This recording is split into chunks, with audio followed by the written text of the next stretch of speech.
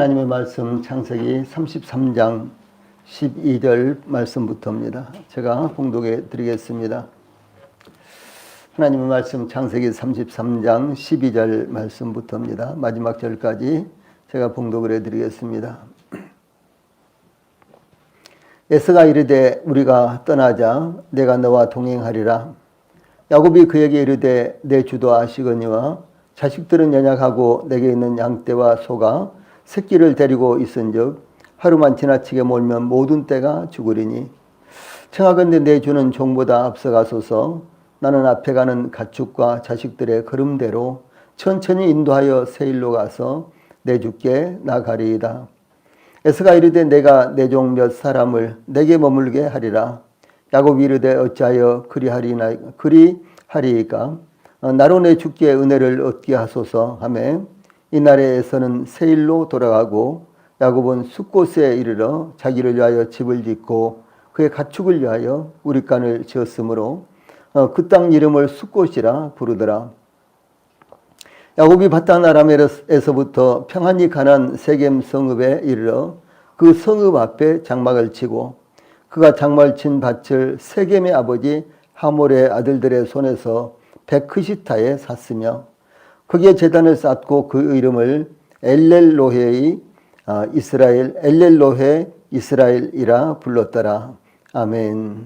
20절 33장 마지막 절까지 봉독을 해드렸습니다. 예, 오늘 저녁에는 창세기 33장 12절부터 20절 말씀을 통해서 하나님의 약속과 성취, 하나님의 약속이 어떻게 이루어지고 있는가 이런 사실에 대해서 상고하도록 하겠습니다. 이 야곱과 에서가 원수로 헤어졌지만 20년 만에 화해의 마음으로 변하여 극적인 만남이 이루어졌습니다. 두 사람은 서로 부둥켜 안고 입을 맞추면서 감격의 눈물을 흘렸습니다. 이어 야곱의 그의 가족들까지 에서에게 나와 상면하게 했습니다. 또한 에서에게 보낸 선물을 사용하는 에서에게 받아들이게 함으로 두 사람이 화해했다는 증표가 되게 했습니다. 이로써 두 사람의 화해와 상봉은 극적으로 이루어졌는데 야곱은 10절 말씀 내가 형님의 얼굴을 배운즉 하나님의 얼굴을 본 것 같사오며 형님도 나를 기뻐하시니라 이렇게 감격스러운 소감을 피력을 했습니다. 이어서 에서는 야곱을 배려하여 도우려고 하고 야곱은 아직도 에서에 대한 의심의 마음을 완전히 내려놓지 못하고 에서에게 배려를 요청하여 각기 삶의 터전으로 돌아가는 장면이 본문에 나타나고 있습니다. 우리는 이와 같은 상황에서 나타난 본문의 말씀을 통해서 하나님께서 약속하신 것을 이루어나가시는 하나님의 섭리의 역사를 볼 수가 있습니다. 즉 하나님께서 어떠한 상황에서든지 약속하신 것을 반드시 이루시는 선한 역사를 보게 하신 것입니다. 제일 먼저 12절로 16절 말씀을 통해서 화해의 열매가 나타나고 있는 모습을 볼 수가 있습니다. 에서는 야곱에게 12절 우리가 떠나자 내가 너와 동행하리라 이렇게 제의를 했죠. 개역 한글에서는 우리가 떠나가자 내가 너의 앞잡이가 되리라 이렇게 번역을 했는데 에서는 야곱의 길 안내자와 보호자가 될 것을 자청했던 것입니다. 에서로서는 야곱이 여자들과 유약한 자녀들을 데리고 긴 여행을 하기는 어렵다는 것을 알게 되었습니다. 또 뿐만 아니라 가나안 땅에는 다른 부족들도 많았으며 길은 험했기 때문에 에서는 자신이 친히 야곱을 안내하고 돕겠다는 특별한 배려를 제시했던 것입니다. 예, 그때 야곱은 에서에게 13절 말씀 내 주도 아시거니와 자식들은 연약하고 내게 있는 양떼와 소가 새끼를 데리고 있은즉 하루만 지나치게 몰면 모든 떼가 죽으리이다 이렇게 대답을 합니다. 이 야곱이 에서에게 자식들은 연약하고 라고 이렇게 말했는데 실제로 맏아들 루벤은 13살 정도였고요. 당시 막내 아들이었던 요셉도 겨우 6살 정도였습니다. 그러니까 13살부터 6살까지 모두 다 11명이었죠. 거기다가 디나까지 하면 12명이었는데요. 또한 양떼와 소가 새끼를 데리고 있은즉 하루만 지나치게 몰면 모든 떼가 죽으리이다. 이렇게 대답한 것은 얼마 전 라반으로부터 도망하고 그의 추격을 뿌리치기 위해 급하게 하란에서부터 서둘러 왔기 때문에 극도로 지쳐있는 상황이었으며, 또한 이러한 상황에서 에서의 군대를 따라 보조를 맞춰 더 이상 무리하게 행군을 할 수 없다라고 하는 것을 의미하는 것이었습니다. 또한 야곱은 14절에서 청하건대 내주는 종보다 앞서가소서 나는 앞에 가는 가축과 자식들의 걸음대로 천천히 인도하여 세일로 가서 내 주께 나가리이다. 이렇게 요청을 하죠. 야곱은 군사들을 이끌고 온 에서가 먼저 돌아가고 야곱 자신은 그의 가축과 자식들의 행보대로 천천히 세일로 가서 에서를 만나겠다고 대답을 합니다. 야곱이 에서가 거주하는 세일로 가겠다고 대답한 것은 에서가 살고 있는 세일에서 자신도 살겠다는 의도가 아니라 가나안 땅에 도착하여 에서에게 나아가서 차후에 인사하겠다라고 하는 이와 같은 뜻이 되는 것입니다. 야곱이 하란을 떠날 때부터 그가 목표로 삼고 나아가고 있는 땅은 그의 아버지 이삭이 살고 있는 헤브론이었습니다. 이것은 굉장히 중요한 이와 같은 말씀입니다. 그러나 야곱이 에서에게 세일로 가겠다고 말한 것은 거짓말을 한 것으로 볼 수는 없고, 헤브론으로 가서 정착한 후에 세일에 거주하는 에서를 찾아가겠다라고 하는 것이었습니다. 그러나 그 후 야곱이 세일을 방문했는지는 나타나지 않습니다. 그러므로 야곱이 에서를 멀리하려는 핑계에 불과하다라고 야곱의 속셈을 볼 수가 있습니다. 분열에서 하나님을 만난 후에도 야곱은 변화된 것처럼 보였지만 여전히 육신의 지혜를 사용하고 있었습니다. 이 야곱이 이스라엘이 됐을지라도 정직한 이스라엘이 아니라 32장, 33장 전반에서 불안한 이스라엘이다라고 어떤 학자는 이렇게 설명을 했습니다. 다만 그의 부친 이삭의 장례식에서 야곱은 에서와 함께 장례를 치르는 모습이 나중에 나타나는데, 창세기에 나타난 야곱과 에서의 관계는 쌍둥이였고 에서는 맏아들이었고 야곱은 둘째였잖아요. 그런데도 불구하고 두 사람의 대화는 이제 야곱이 장자권을 탐내서 팥죽 한 그릇으로 에서로부터 장자권을 탈취할 때, 그때 한번 두 사람의 대화가 있고요. 그 다음에 여기 이제 20년 만에 만나서 여기에서 대화가 있고요. 그리고는 이제 나중에 아버지 이삭이 돌아가셨을 때, 죽었을 때요, 함께 야곱과 에서가 함께 이 장례를 치르는데 거기에서는 어떤 대화도 나타나지 않습니다. 그렇다면 창세기에 나타난 에서와 야곱의 대화는요, 여기에서 이 대화가 마지막이었다라고 하는 사실이죠. 그래서 창세기 25장에서 창세기 27장에서 나타난 이 팥죽과 관련된 거기에서 한 두 마디 대화가 있었고요. 그리고 여기에서 대화가 있는 것으로 이렇게 이제 두 사람의 대화는 끝나게 되는 것입니다.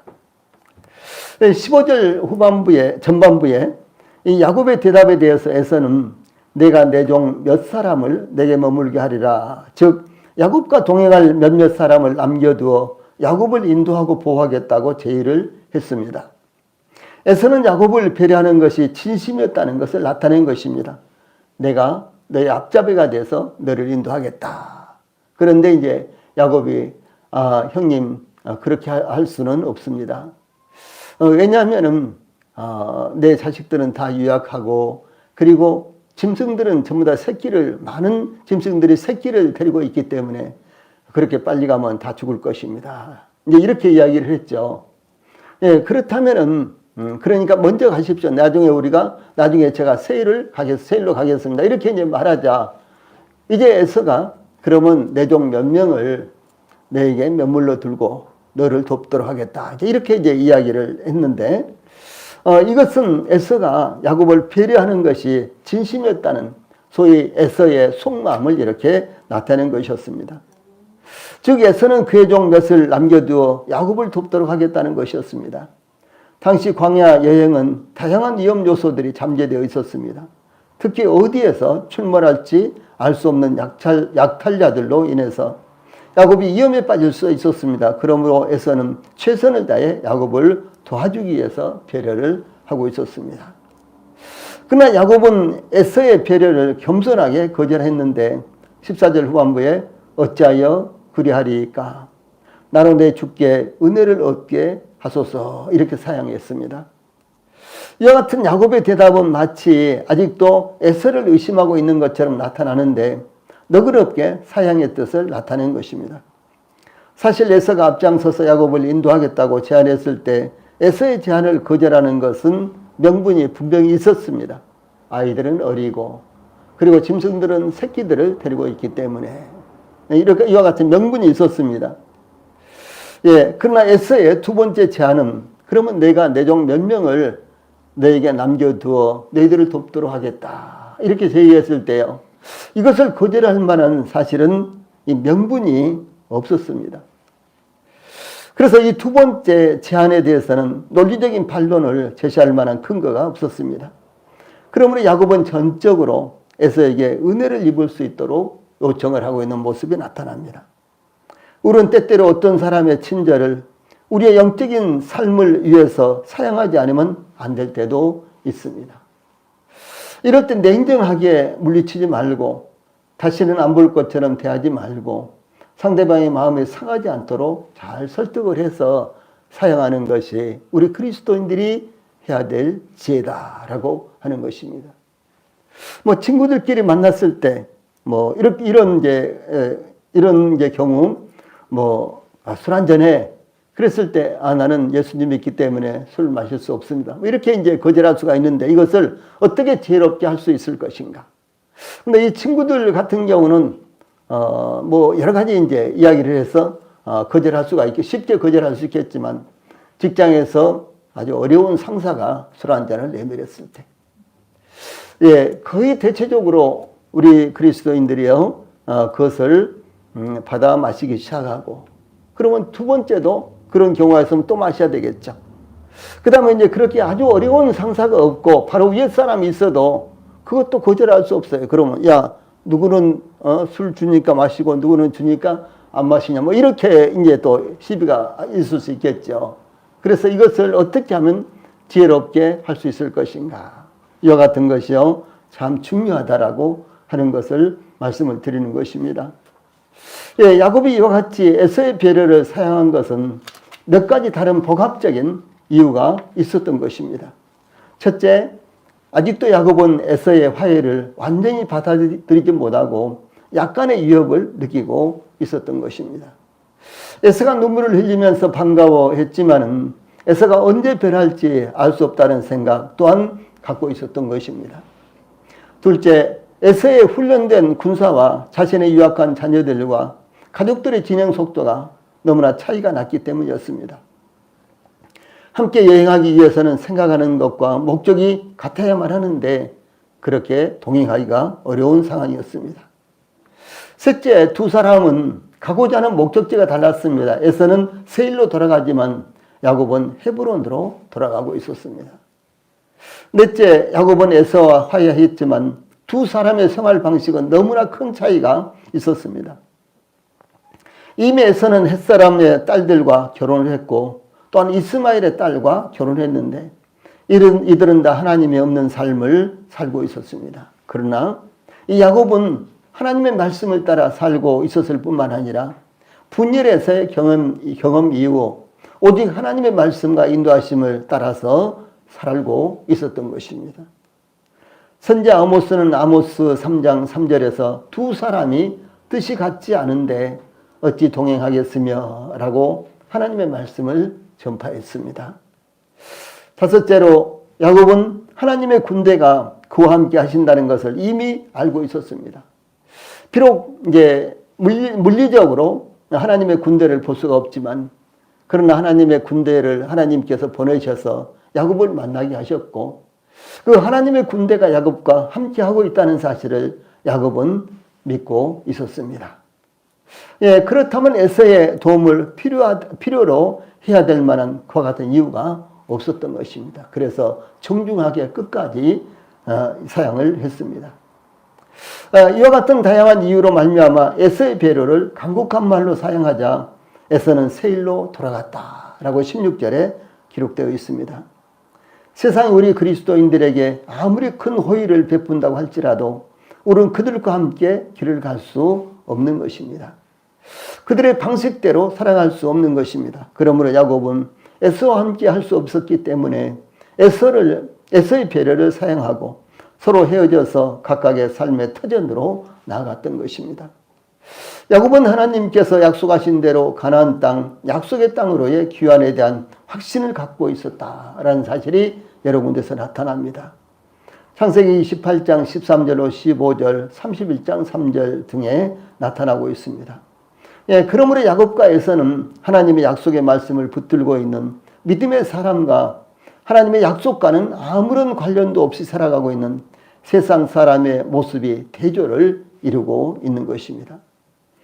히브리서 11장 1절에는 믿음은 바라는 것들의 실상이요 보지 못하는 것들의 증거니 이렇게 말씀하고 있죠. 그러므로 야곱은 신앙에 근거한 삶을 선택했지만 에서는 세상적인 삶을 선택하고 살고 있었다라는 것이 차이가 있는 것입니다. 그 다음에 이제 17절 말씀을 통해서 야곱의 쉼이 나타나고 있습니다. 조금 전에 제가 예배를 시작하기 전에 쉼에 대해서 잠깐 말씀을 드렸는데 여기에 그런 내용이 나타나고 있습니다. 야곱은 에서와 헤어진 후 숫곳에 이르러 집을 짓고 그의 가축을 위해 우릿간을 지었습니다. 이러한 상황에 대해서 17절 말씀 야곱은 숫곳에 이르러 자기를 위하여 집을 짓고 그의 가축을 위하여 우릿간을 지었으므로 그 땅 이름을 숫곳이라 부르더라. 이렇게 증가하고 있습니다. 이 숫곳이라는 지명은 가축용 우릿간 혹은 장막이라는 뜻으로 야복강에서 북쪽으로 16km 거리인 요단 동편 계곡에 위치한 지역이었는데 갑지파가 기업으로 받은 땅에 있는 지역이었습니다. 이 야복강은 이 야곱이 하나님과 만나서 씨름한 곳이죠. 거기에서 요단강을 건너지 않고 야복강을 건너서 곧바로 북쪽으로 가서 약 16km 정도 거리에 있는 그래서 요단 동편 계곡에 있는 이와 같은 지역이었습니다. 이 숫곳이라는 지명은 이스라엘이 출애굽 때 나오는 지명인 비돔과 이와 같은 똑같은 지명입니다. 지명이 이름이 똑같습니다. 그런데 실제로 지역은 전혀 다른 곳에 있습니다. 그래서 출애굽기에 나오는 소위 이 숫곳이라는 곳은 비돔이라고도 이렇게 부르는 그런 지역인데 출애굽기 12장 37절에 이스라엘 자손이 람셋을 떠나서 숫곳에 이르니 유아 외에 보행하는 장정이 60만 가량이요 이렇게 기록되어 있습니다. 그 숫곳과 여기에 숫곳은 이름은 똑같지만 그 위치는 전혀 다르다라고 말씀을 드리는 것입니다. 이 야곱은 바로 이제 숫곳에서 이와 같이 우릿간을 짓고 소위 집을 짓고 이렇게 이제 수년 동안 머물렀던 것으로 보이는데 그들이 세겜에 도착했을 때는 야곱의 딸 디나가 성숙한 처녀로 나타나기 때문에 이런 정황을 봤을 때 소위 루벤이 이 야곱의 장남 루벤이 약 13살 정도였는데 이제 야곱의 딸 디나가 몇째인지는 성경에 나오질 않습니다. 그러므로 최소한도 루벤보다는 더 어릴 것으로 이렇게 짐작을 하는데 그 다음에 이제 바로 34장에 보면 야곱의 딸 디나가 나오거든요. 그때는 디나가 처녀로 나옵니다. 그러니까 이제 최소한도 여기 숫곳에서 몇 년 동안은 야곱이 머물렀다라는 것을 여기서 알 수가 있는 것입니다. 단지 성경에서는 그 시간, 그 연도를 표시를 하지 않고 있지만 우리가 짐작을 해볼 때요. 최소한도 몇 년은 숫곳에서 머물렀던 것으로 보입니다. 이 야곱이 숫곳에서 상당 기간 머물렀던 것은 하란에서 라반을 피해 급하게 떠났으며 요단강에 이르자 에사와 화해가 이루어졌지만 심신이 지쳐 있었으며 자녀들이 유약하고 많은 짐승들을 끌고 긴 여행을 계속할 수 없었기 때문이었던 것으로 볼 수가 있는 것입니다. 예, 그러므로 야곱은 개인적으로 얼마 동안이라도 쉼을 가져야 하는 상황에 이르렀으며 그의 가족들과 짐승들까지도 이와 같은 시간이 필요한 상황이었던 것입니다. 특히 요단강을 끼고 초원이 이루어졌기 때문에 목축을 하기에 적절했던 곳, 바로 그것이 숫곳이었던 것으로 보입니다. 그러므로 많은 짐승떼를 먹여야 하는 야곱으로서는 그곳에 상당 기간 머무르는 것이 편리했고 또 필요했다라고 볼 수가 있습니다. 우리가는 돌이나 나무 등으로 주위를 막고 담같이 혹은 울타리처럼 이렇게 막고요. 가축을 위해서 갈대나 풀잎을 엮어 지붕을 덮어 가축을 해치는 짐승들이나 추위나 더위로부터 가축을 보호하기 위해서 이 오두막과 같이 지은 장소를 의미를 합니다. 이 방목에 의존했던 가나안에서의 가나안에서 우리간을 지었다는 것은 야곱이 상당한 기간 동안 숫곳에서 머물렀다는 것을 의미하고, 그리고 숫곳에 이르러서 야곱이 우리간을 지었다는 것은 그곳에서 상당 기간 동안 머물려고 계획했던 것을 알 수가 있는 것입니다. 예수님께서 공생애를 보내시는 3년여 동안 잠시도 쉴 겨를이 없으셨습니다. 가는 곳곳마다 병자들과 갖가지 목적을 가진 군중들이 밤낮으로 몰려들었습니다. 성경에 보면 쉴 여유도 없었다. 사람들이 하도 몰려들어서 식사를 하실 겨를도 없었다. 이런 말씀들이 나오죠. 심지어 예수님을 대적하기 위해서 당국으로부터 파송된 자들로부터 예수님을 시험하기 위해 나온 사람들도 많았습니다. 예수님께서 세례 요한이 처형되었다는 보고를 받으실 때 제자들에게 마가복음 6장 31절에 너희는 따로 한적한 곳에 가서 잠깐 쉬어라 이렇게 지시하는 말씀이 나오고, 또 마태복음 그런데 이제 그 다음에 나온 말씀 보면은 이는 오고 가는 사람이 많아 음식 먹을 겨를도 없었기 때문이다 이렇게 설명하고 있습니다. 또한 예수님께서 제자들을 데리고 겟세마네 동산으로 가셔서 기도하실 때 졸고 있는 제자들에게 마태복음 26장 45절, 마가복음 14장 41절에 보면 이제는 자고 쉬라. 보라 때가 가까웠으니 인자가 죄인의 손에 팔려오느니라 이렇게 말씀하셨습니다. 그래서 주 예수님께서도 제자들이나 주님 자신이나 쉬셔야 될 이런 필요성을 갖고 계셨다라고 하는 사실입니다. 이와 같이 영적인 쉼뿐만 아니라 육체와 정신적인 쉼이 필요한 것입니다. 쉼이 지나치면 게으름이 되지만 적절한 쉼은 활력소가 되어 육체와 정신을 맑게 함으로 에너지를 충전하는 기회가 되는 것입니다. 그러므로 적절한 쉼을 가지시기 바랍니다. 너무 바쁘게만 살려고 하시지 말고 적절한 쉼이 우리의 영적인 삶과 정신적인 건강과 육체적인 건강을 위해서 필요로 하는 것입니다. 사도 바울은 제1차 전도여행 때 루스라에서 만물을 지으신 하나님께서 사도행전 14장 47절 보면 여러분에게 하늘로부터 비를 내리시며 결실기를 주시는 선한 일을 하사 음식과 기쁨으로 여러분의 마음에 만족하게 하셨느니라 이렇게 증가하고 있습니다. 그러므로 평소에 좋아하는 음식을 먹으면서 몸과 마음을 상쾌하게 만드는 것은 우리의 신앙에도 필요하다는 것이며 하나님께서 베푸신 은혜라는 것을 말씀하는 것입니다. 이것은 허비를 한다거나 시간을 낭비하는 것이 결코 아니라는 사실을 제가 말씀을 드리는 것입니다. 그러므로 우리 성도들도 때때로 가족들끼리 부부가 이와 같이 쉬는 시간을 갖는 것이 참 필요합니다. 저는 지금까지 살면서 이제 우리 성도님들과 함께 명절 때 참 많이 다녔어요.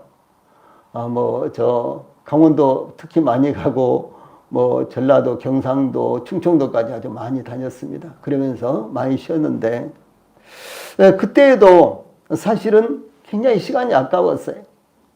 그래서 볼 것, 봐야 될 것 다 가지고 가고 심지어 노트북도 다 가져가고 막 이렇게 했는데 이제 뒤돌아보면 그래요. 뒤돌아보면은 참 적절한 쉼이 저에게도 참 필요했다라는 것을 이렇게 생각을 하게 되는 것입니다.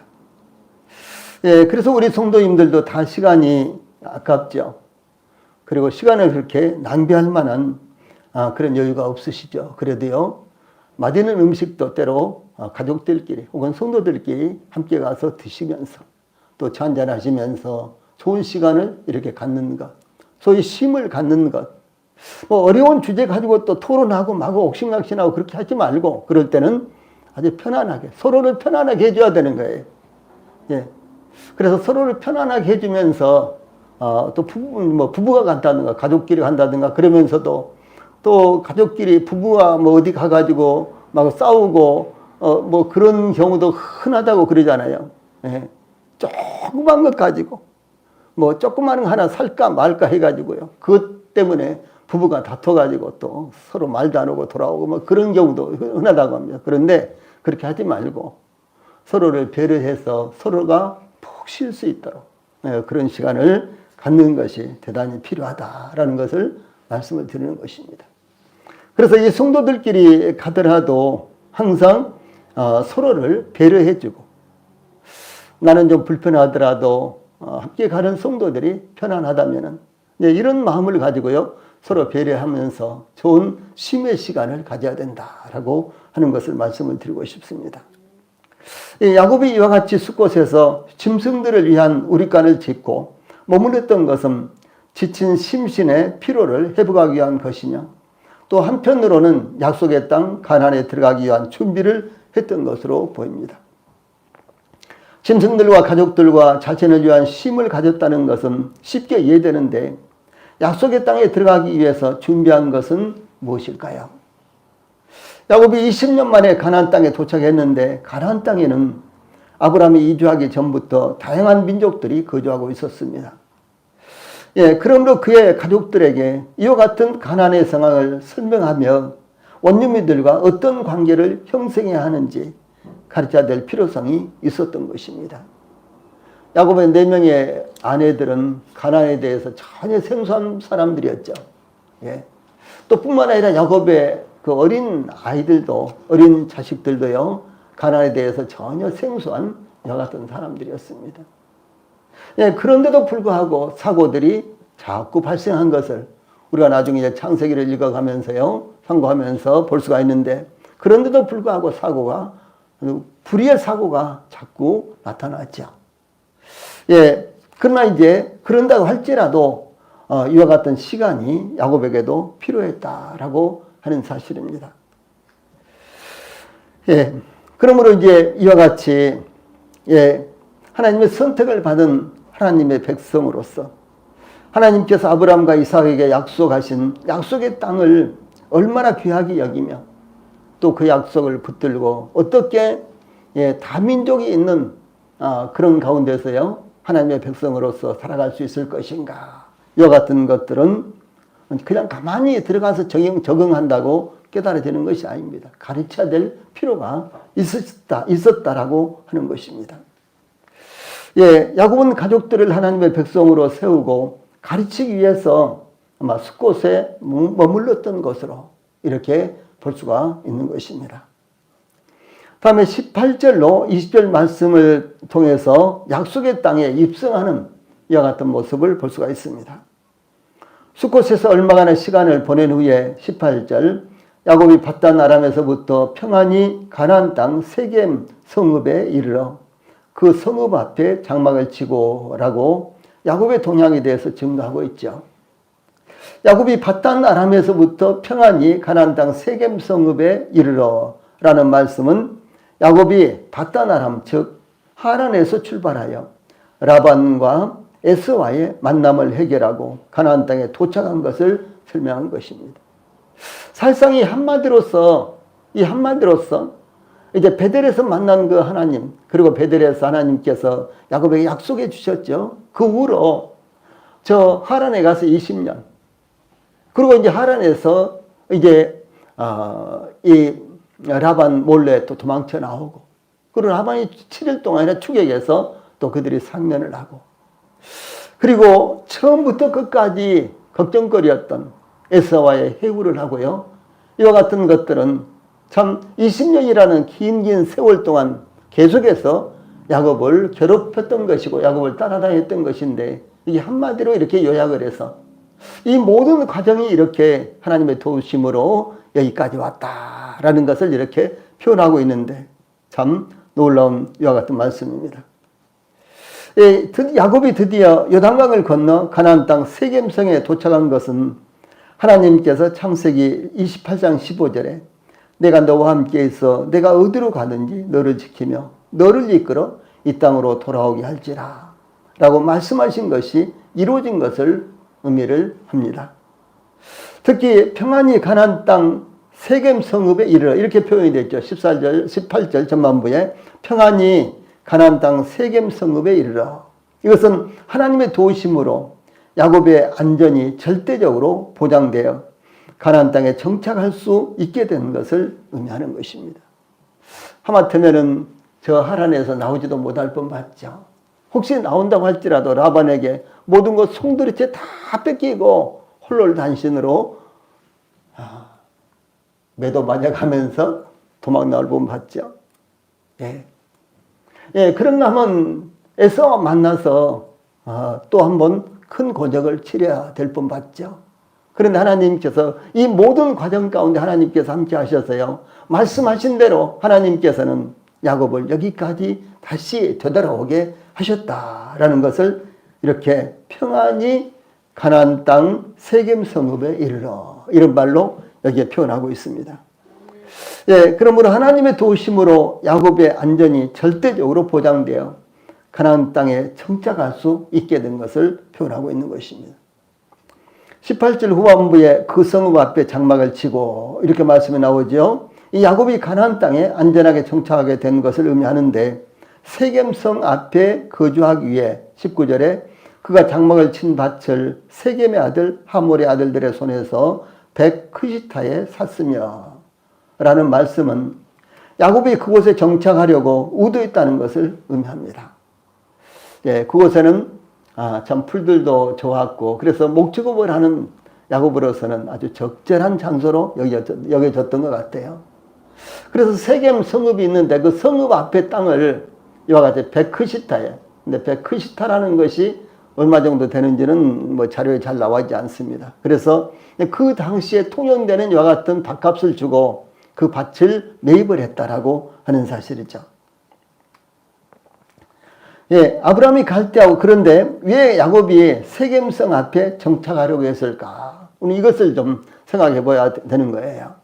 왜 야곱이 세겜성 앞에 정착하려고 했을까? 곧바로 헤브론으로 내려가지 않고 왜 여기에서 정착을 하려고 했을까라는 것이죠. 아브라함이 갈대아 우리에서 하나님의 부르심을 받아 가나안 땅으로 이주하여 세겜 땅 모래 상수리 나무에 이르러 하나님께서 아브라함에게 나타나 창세기 12장 7절에 보면은 이 땅을 내 자손에게 주리라 이렇게 말씀하셨습니다. 창세기 12장 1, 2, 3절에 보면은 아브라함이 갈대아 우리에 있을 때 하나님께서 아브라함을 불러서 약속을 하셨어요. 그래서 그 말씀에 아브라함은 전적으로 순종하여 하나님의 말씀대로 이제 가나안 땅에 도착을 했는데, 바로 세겜 땅 모래 상수리 나무가 있는 바로 그곳에 도착했을 때 하나님께서 아브라함에게 말씀하시기를 이 땅을 내가 너와 내 자손에게 주겠다. 이 땅을 내 자손에게 주겠다. 이렇게 약속을 하셨습니다. 그때 아브라함은 그곳에서 여호와께 제단을 쌓고 여호와 이름을 불렀습니다. 야곱은 아브라함의 세겜에서 하나님의 약속을 받은 것을 의식하고 그 땅을 자기 소유주로 마련한 것으로 보입니다. 그러므로 야곱은 그 땅을 자기 소유로 확보하고 거주할 장막을 치고 하나님께 제단을 쌓았던 것입니다. 아브라함과 야곱이 세겜 땅에 도착했으나 그런데 두 사람의 행보는 전혀 다른 것을 또 우리가 찾아볼 수가 있습니다. 아브라함은 세겜에 일시적으로 머물렀으며 야곱은 자신의 주거지로 정착하려고 했다는데 거기가 차이가 있는 것입니다. 그러나 이와 같은 야곱의 의도와는 달리 하나님께서는 창세기 31장 13절에 나는 베델의 하나님이라. 내가 거기서 기둥에 기름을 붓고 거기서 내게 서원하였으니 지금 일어나 이곳을 떠나서 내 출생지로 돌아가라. 이렇게 말씀하셨습니다. 예. 그래서 이 야곱이 가야 할 곳은 세겜이 아니라 그의 출생지인 브엘라헤로이 곧 헤브론이었습니다. 예, 그러므로 야곱은 이게 세겜에서 정착해야 되는 것이 아니라 하나님께서 지시하신 대로 바로 헤브론으로 가서 그곳에서 정착을 해야 되는 것이었습니다. 그런데 야곱은 이제 세겜 그 성 앞에 밭을 사고 거기서 정착을 시작한 것입니다. 예, 야곱은 베델의 하나님을 기억하고 베델을 거쳐 그의 출생지인 헤브론으로 가야만 했던 것입니다. 예, 야곱이 베델에서 하나님께서 나타나셨을 때, 그러니까 베델에서 하나님께서 야곱에게 나타나셨을 때 야곱이 뭐라고 하나님 앞에 말씀을 드리는 거는 창세기 28장 20절로 22절에 보면 하나님이 나와 함께 계셔서 내가 가는 이 길에서 나를 지키시고 먹을 떡과 입을 옷을 주시어 내가 평안히 아버지 집으로 돌아가게 하시오면 여호와께서 나의 하나님이 되실 것이요 내가 기둥으로 세운 이 돌이 하나님의 집이 될 것이요 하나님께서 내게 주신 모든 것에서 10분의 1을 내가 반드시 하나님께 드리겠나이다. 이렇게 서원했던 것을 야곱은 지금 놓치고 있는 것입니다. 네. 야곱이 그렇게 하나님 앞에 서원을 했어요. 약속을 했습니다. 그런데 그것을 잊었거나 지금 등한히 하고 있는 것입니다.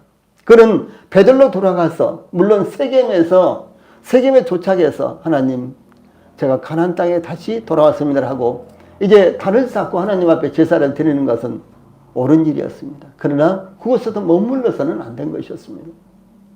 사실상 그가 먼저 가나안 땅에 돌아와서 먼저 단을 쌓아야 될 곳은 베델이었습니다. 베델의 하나님. 바로 그 베델이었습니다. 또 뿐만 아니라 하나님께 11조의 예물을 드렸어야 했던 것입니다. 그런데 야곱이 선택한 곳은 베델이 아니라 세겜이었습니다.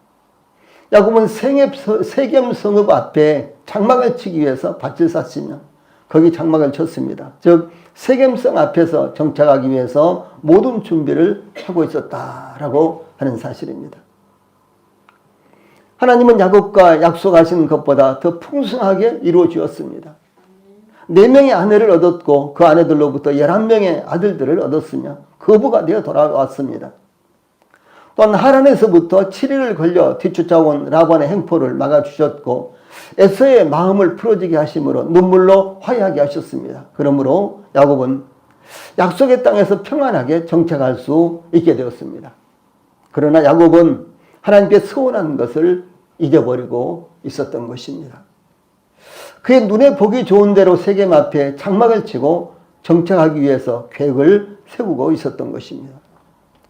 이로 인해서 야곱은 거대한 시련을 겪게 되는데 하나님께서 자기 백성들을 사랑하심으로 하나님께 돌아오게 하기 위해 또한 하나님의 뜻을 온전히 감당하도록 하시기 위해서 시련을 통해서 하나님께서 말씀하시고 깨닫게 하시는 것입니다.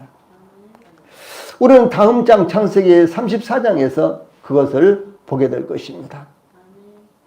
야곱은 세겜성 앞에 밭을 세겜의 아버지 하몰의 아들들에게서 백크시타에 매입하여 자기 소유로 삼고 거기에 그의 장막을 세웠습니다. 아울러 야곱은 20절에서 거기에 제단을 쌓고 그 이름을 엘렐로헤 이스라엘, 엘로헤 이스라엘, 그런 말입니다. 엘로헤 이스라엘이라고 불렀습니다.